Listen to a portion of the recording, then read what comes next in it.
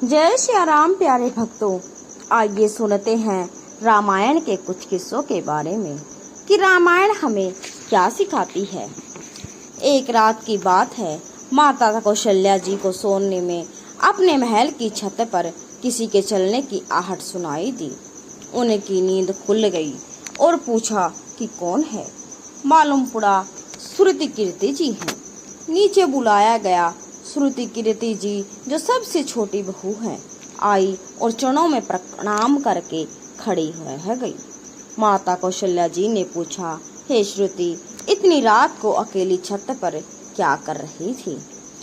क्या नींद नहीं आ रही? शत्रुघ्न कहाँ है? श्रुति कीर्ति की आंखें भर आई, माँ की छाती से चिपटी, गोद में सिमट गई। बोली, माँ, उन्हें तो देखे हुए 13 वर्ष हो गए। कौशल्या जी का हृदय कांप कर छटपटा गया।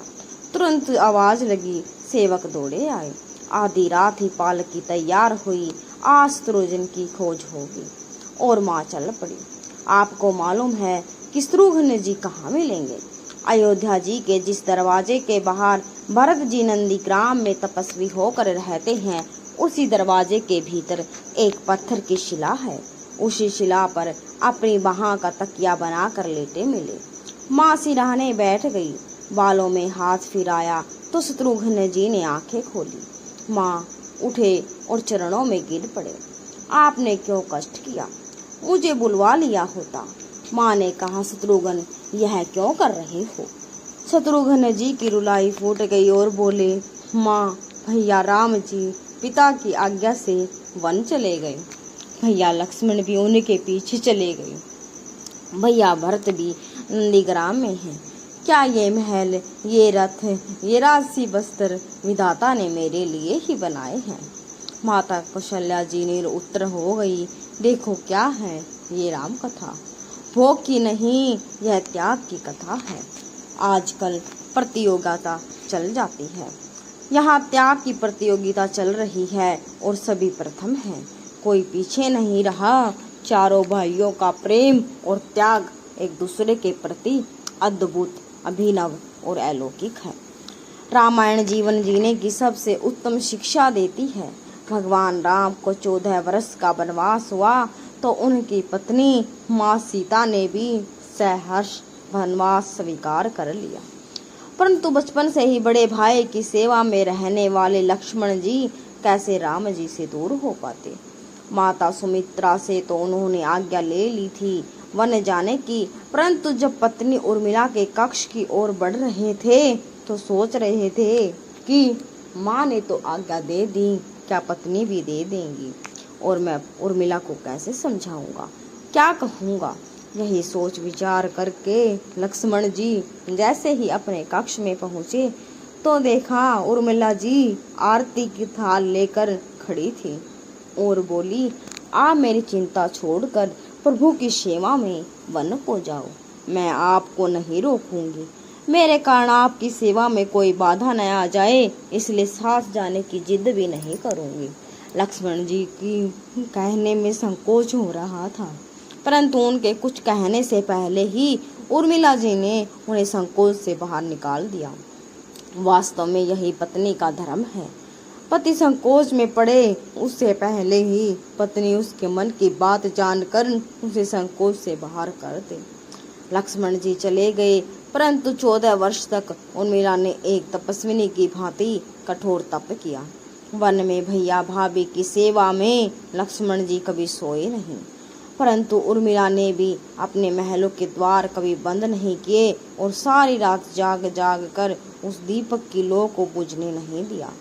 मेघनाथ से युद्ध करते हुए जब लक्ष्मण को शक्ति लग जाती है तो हनुमान जी उनके लिए संजीवन का पहाड़ लेकर लौट रहे होते हैं, तो बीच में अयोध्या में भरत जी उन्हें राक्षस समझकर बाण मारते हैं और हनुमान जी गिर जाते हैं।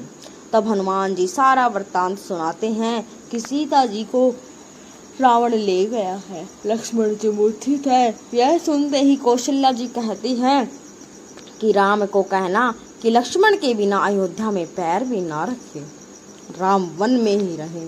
माता सुमित्रा की बात राम से कहना और कोई बात नहीं। अब शत्रुघ्न है, मैं उसे भेज दूंगी। मेरे दोनों पुत्र राम सेवा के लिए ही तो जन्मे हैं। माताओं का प्रेम देखकर हनुमान की आंखें भर आई और हनुमान जी बोले, हे माते, ऐसा क्यों कह रही हो? प्रभु श्री राम की सेवा के लिए तो मैं भी हूँ। हे माते, ऐसा ना कहो। यह सब सुनकर हनुमान की आंखों से अश्रुधारा बहने लगी और वहां खड़ी उर्मिला को देखकर हनुमान ने सोचा कि यह कैसी स्त्री है जो एकदम शांत और प्रसन्न खड़ी है। क्या इन्हें अपने पति के प्राणों की चिंता नहीं है?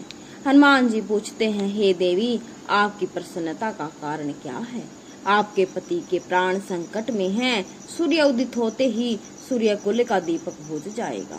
उर्मिला जी का उत्तर सुनकर तीनों लोगों का कोई भी प्राणी उनकी वंदना किए बिना नहीं रह पाएगा। वे बोली, मेरा दीपक संकट में नहीं है, वो बुझ नहीं सकता।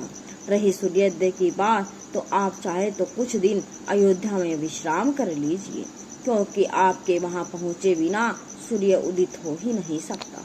आपने कहा कि प्रभु श्री राम मेरे पति की अपनी गोद में लेकर बैठे हैं, तो योगेश्वर राम की गोदी में जो लेटा हो काल उसे छू भी नहीं सकता। यह तो वो दोनों लीला कर रहे हैं।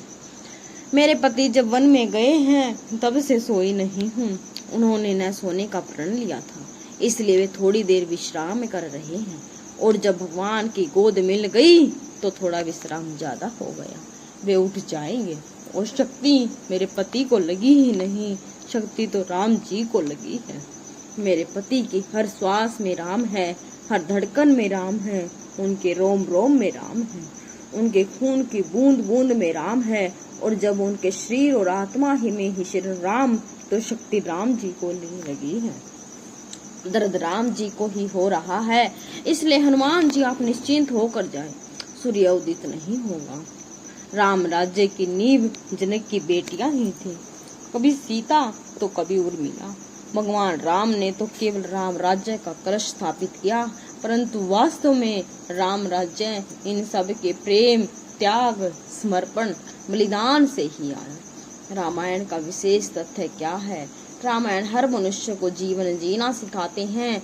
रामायण हर मनुष्य की जीवन गाथा की प्रतीत होती है। रामायण हर मनुष्य का जीवन का सच है। रामायण हमें हर परिस्थिति में एक समान में रहना चाहिए, यह सिखाती है। इसके अलावा भी रामायण हमें बहुत कुछ सिखाती है। एक गुरु के क्या कर्तव्य है, ये सिखाती है रामायण। एक माता पिता का क्या कर्तव्य है, ये हमें रामायण ही सिखाती है। एक पुत्र का कर्तव्य कैसा होना चाहिए, ये हमें रामायण सिखाती है। एक भाई का कर्तव्य कैसा होना चाहिए, ये भी हमें रामायण ही सिखाती है। रामायण हमें सिखाती है कि एक सेवक का कर्तव्य, एक मित्र का कर्तव्य कैसा होना चाहिए। सबको एक समान समझना चाहिए। एक राजा का कर्तव्य क्या होता है, ये हमें रामायण सिखाती है। एक रानी का कर्तव्य क्या होता है, एक ऋषि का कर्तव्य क्या होता है, पति का कर्तव्य कैसा होना चाहिए और शत्रु को कैसा होना चाहिए, ये भी हमें रामायण ही सिखाती है। प्रजा को कैसा होना चाहिए और कैसा नहीं होना चाहिए, ये भी रामायण ही सिखाती है। एक नारी का धर्म, एक पुरुष का धर्म, जीवन का हर पहलू हमें रामायण ही सिखाती है। रामायण रिश्तों के नए रूप को दिखाती है। क्या नहीं सिखाती रामायण? रामायण तो हमें सब कुछ सिखाती है। हमें जीवन जीना भी रामायण सिखाती है। मुश्किल से मत हारो, यह भी हमें रामायण ही सिखाती है। प्रेम करना सिखाती है रामायण, मुस्कुराना सिखाती है रामायण, क्रोध करना, रोना, हंसना, वीरता दिखाना, ये सब कुछ हमें रामायण ही सिखाती है। करुणा करना सिखाती है रामायण। रामायण सिखाती है भक्ता करना। रामायण मोहमाया से दूर करना सिखाती है। रामायण अपने कर्तव्य मार्ग पर चलना सिखाती है। रामायण हमेशा सत्य का साथ देने वालों के साथ, और हमें यही सिखाती है कि हमें कैसे सत्य का साथ देना चाहिए और हमेशा सही मार्ग पर कैसे चलना चाहिए। तो दोस्तों, आपको यह वीडियो कैसी लगी कमेंट बॉक्स में ज़रूर बताएं, और चैनल को सब्सक्राइब और वीडियो को लाइक ज़रूर करें। जय श्री राम, जय श्री राम।